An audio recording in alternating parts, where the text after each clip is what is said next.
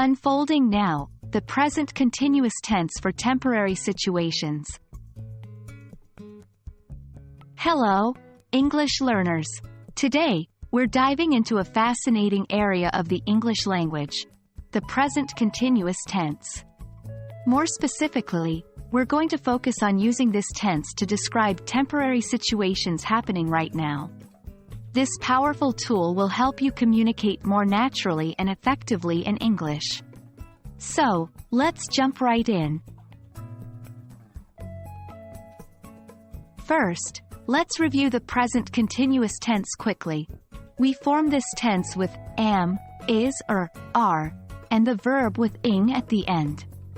For example, I am eating, she is playing, or they are studying. We use it to describe actions that are happening at the moment of speaking.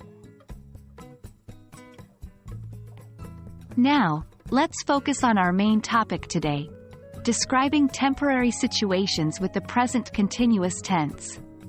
Often, we use this tense to describe situations that are happening currently but may not be permanent. For instance, if you're living in a city for a few months, you can say, I am living in New York. In the same vein, if you've borrowed your friend's bicycle for a day, you can say, I am using Mark's bicycle.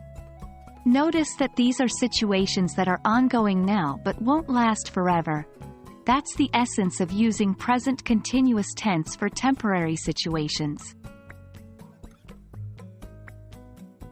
Let's get some practice with a few exercises. I'll give you a few sentences in the present simple tense, and your task is to convert them into the present continuous tense, making them temporary situations. 1. I live in Paris. 2. He works as a teacher. 3. They own a cat. Did you get these right? 1.